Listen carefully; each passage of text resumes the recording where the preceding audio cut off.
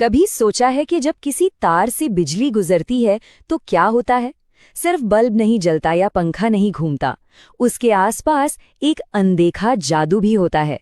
आज हम इसी जादू को समझने वाले हैं, यानी विद्युत धारा के चुंबकीय प्रभाव को। तो ये विद्युत धारा का चुंबकीय प्रभाव है क्या चीज?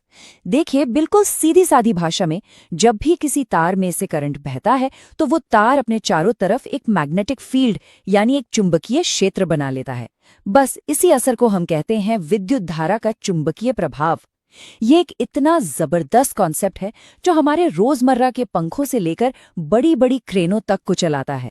अच्छा, ये तो समझ आ गया कि करंट से एक चुंबकीय असर पैदा होता है, लेकिन सवाल ये है कि ये चुंबकीय क्षेत्र असल में दिखता कैसा है?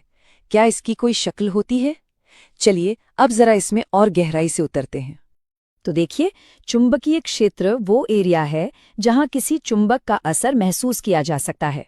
अब इसे कागज पर दिखाने के लिए हम कुछ काल्पनिक रेखाओं का इस्तेमाल करते हैं, जिन्हें कहते हैं चुंबकीय क्षेत्र रेखाएं।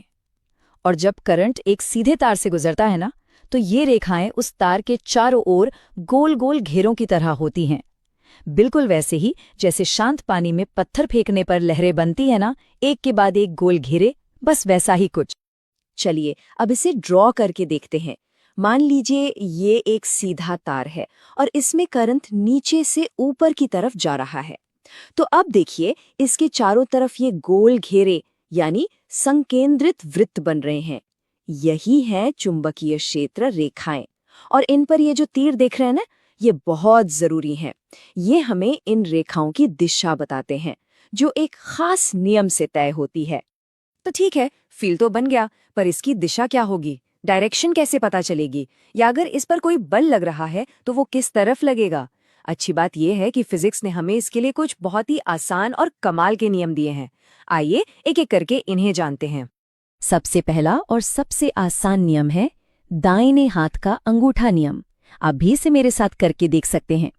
सोचिए कि आपने उस तार को अपने दाहिने हाथ में पकड़ा हुआ है और आपका अंगूठा करंट की दिशा में है।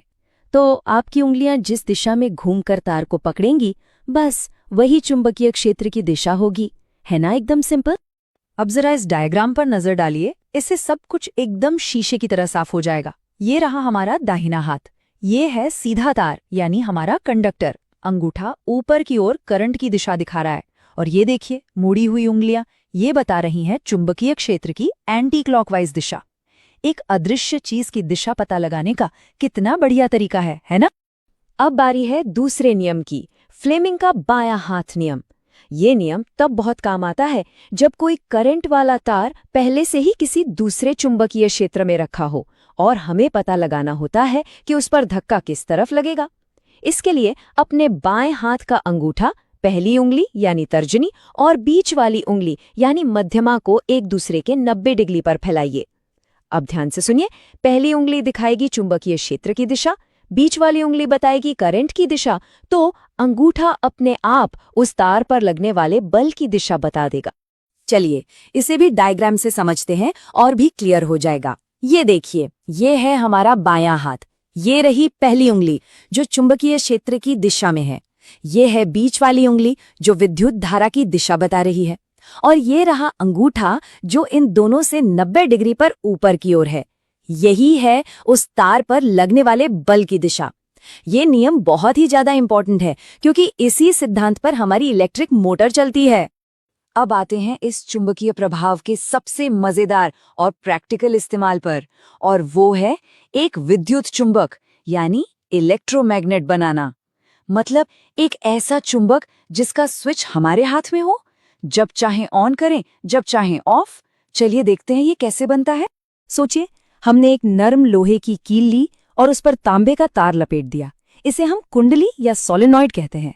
अब जैसे ही हम इस तार में करंट दौड़ाते हैं, बूम, वो लोहे की कील एक बहुत ताकतवर चुंबक बन जाती है। और देखिए, इसका चुंबकीय क्षेत्र बिल्कुल एक असली छड़ चुंबक जैसा ही है। एक तरफ नॉर्थ पोल, दूसरी तरफ साउथ पोल। पर इसकी सबसे बड़ी खासियत यह है कि ये एक टेम्पररी चुंबक है। जैसे ही स्विच बंद, इसका सारा चुंबकत्व गायब।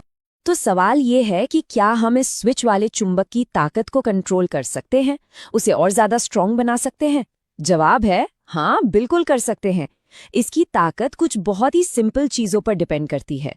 इसकी ताकत बढ़ाने के कुछ आसान से तरीके हैं। पहला है कुंडली में तार के फेरों की संख्या। मतलब आप तार के जितने ज्यादा लपेटे लगाएंगे, चुंबक उतना ही पावरफुल बनेगा। दूसरा, तार में बहने वाला करंट। जितना ज्यादा करंट, उतना ही स्ट्रॉन्ग मैग्नेटिक फील्ड। और तीसरा है क्रोड का पदार्थ, यानी अंदर क्या रखा है। नरम लोहा जैसा मटेरियल चुंबकीय क्षेत्र को कई गुना ज्यादा ताकतवर बना देता है। तो आज हमने समझा कि कैसे बिजली और चुंबकत्व एक ही सिक्के के दो पहलू हैं। और इसी समझ के साथ मैं आपके लिए एक सवाल छोड़कर जा रहा हूं, जिस पर आप सोचिएगा। विद्युत मोटर और जनरेटर में क्या अंतर है? दोनों लगभग एक ही सिद्धांत पर काम करते हैं, लेकिन उनमें एक बहुत बड़ा उल्टा फर्क है। सोचिए, क्या हो सकता है?